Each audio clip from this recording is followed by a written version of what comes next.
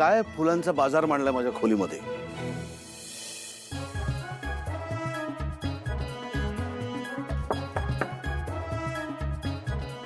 येऊ का आत? काय झालं स्वानंदी? नाही काही नाही. मग आज जा ना, बाहेर का उभी आहेस? जा जा जा. हे काय चाललंय सगळे? निकिता,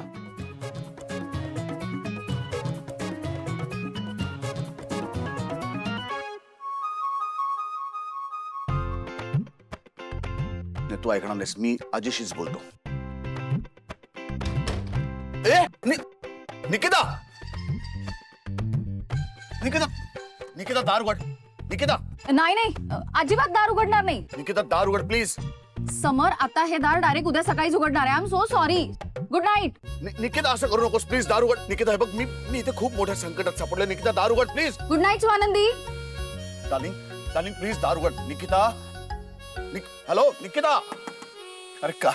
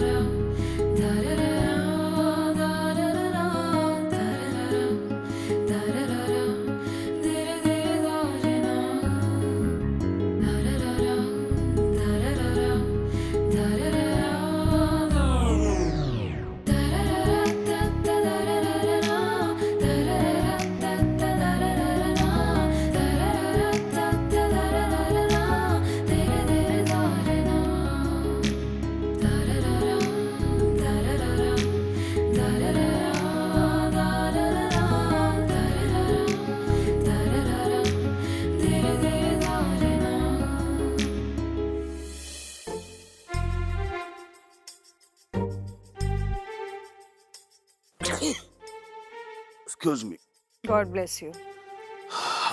मोगऱ्याच्या फुलांचा वास ना. तुम्हाला मोगरा आवडतो का? अजिबात नाही. मग मलाही नाही आवडत. काय सांगताय? म्हणजे या गोष्टीत तरी आपलं एकमत आहे. God bless you.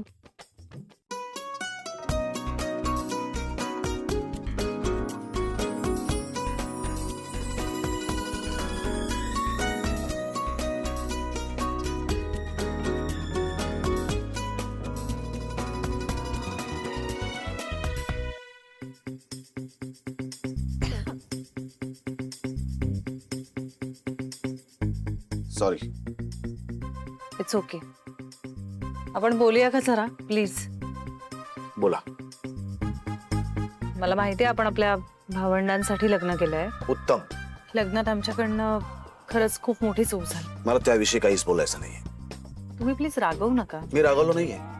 रागवलाय तुम्ही, दिसतंय मला. तुम्हाला असं वाटतं की तुम्हाला सगळं कळतं, पण तुम्हाला काही समजत नाहीये. आपण त्या माणसांवरती रागवतो ज्या माणसांविषयी आपल्याला काहीतरी वाटतं, आणि मला तुमच्याबद्दल काहीही वाटत नाही. राग, लोभ, तिरस्कार काही नाही. या जगात अब्जावधी माणसं राहतात. त्या प्रत्येकाविषयी आपल्याला काहीतरी वाटतं का? नाही. तसंच तुमच्याबद्दल मला काही वाटत नाही. तुम्ही आता इथे अशाच उभ्या राहणार आहात का? हे बघा, अनेक वर्ष या खोलीत मी एकटा राहिलोय. माझ्या बरोबर इथे दुसरं कोणी असण्याची मला सवय नाही, आणि त्यात दुसरं कोणीतरी माझ्या रूम मध्ये आता येतंय, त्याही तुम्ही. मला पण काही हौस नाहीये. कळतंय मला, ही परिस्थिती खूप ऑकवर्ड आहे, मला माहिती आहे. पण याच्यातनं काहीतरी मार्ग काढायलाच पाहिजे. नाही, काढीन मी, नक्की काढीन.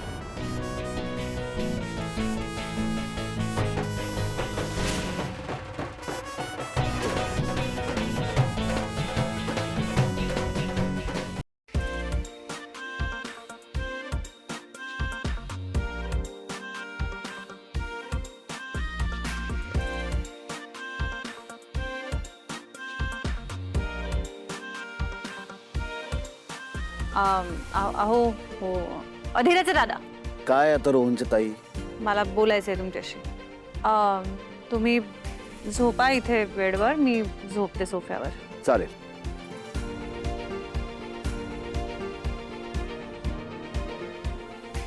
नाही नको, तुम्ही झोपा तिकडे. नाही परत म्हणाल की स्त्री दाक्षिण्य नाहीये माझ्यात म्हणून. अहो नाही म्हणणार असं, तुम्ही पाहू शकाल का तिथे? मी मावणार नाही म्हणजे कोण वाटलं कोण तुम्हाला? मी नाही तसं नव्हतं म्हणायचं, म्हणजे मला म्हणायचं होतं की सवय नाहीये ना तुम्हाला. तुम्हाला सवय नाही पण मी मावेन ना तिथे, म्हणजे मी ऍडजस्ट करीन तिथे. तुम्ही का ऍडजस्ट करा?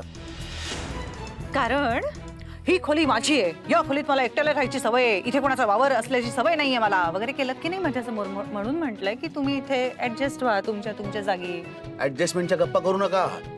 तुमच्याशी लग्न करून मी जगातली सगळ्यात मोठी ऍडजस्टमेंट केली आहे. मग मी सुद्धा ऍडजस्टमेंटच केली आहे. ते दूध जे घेऊन आले ते तुम्ही धष्टपुष्ट व्हावत म्हणून नाही आणलंय. ते तर ते निकिताने इतक्या प्रेमाने बनवलं, तिचं मन दुखावलं जाऊ नये ना म्हणून आणलं. करायचं नाही ना मग, सांगायचं निकिताला मला जमणार नाही. असं करायला मी काय तुम्ही आहात? मग माणसांना सतत घालून पाडून बोलायचं, माणसं तोडून टाकायची काही बोलून. मी माणसं तोडतो? मी मला म्हटलं तुम्ही माणसांचे मन जपत नाही म्हणून? तुमच्याशी लग्न केलंय मी. तुमच्या आईने साखरपुड्यामध्ये आणि लग्नामध्ये जे काही केलं ना, तरी सुद्धा मी बोल्यावरती उभा राहिलो. ते माझ्या बहिणीच्या सुखासाठी, तिच्यासाठी त्याग केला मी. मला मन नाही म्हणे. जाऊ द्या, झोपा तुम्ही इथे एकट्या. जिथे तुम्ही मावू शकाल तिथे झोपा. मीच जातो बाहेर. बाहेर जाऊ नका, इथेच थांबा. का? म्हणजे मी ऑर्डर नाही सोडते तुमच्यावर, पण अहो असं आत्ता रात्री बाहेर गेलात तर कसं दिसेल? काय दिसायचंय? घरातल्या प्रत्येकाला माहितीये की आपलं लग्न ही फक्त एक तडजोड आहे. हो ना? चला मग दोघं बाहेर जाऊया आणि भांडूया. वा, सगळ्या गोष्टीच्या हायलाइट का करायच्या असतात तुम्हाला? आपलं जे काही नातं निर्माण झाले ते जगासाठी वेगळं आहे आणि आपल्यासाठी वेगळं आहे.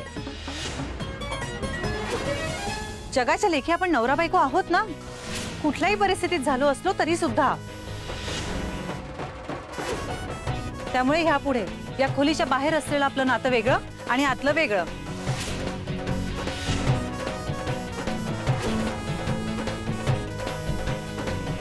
मान्य.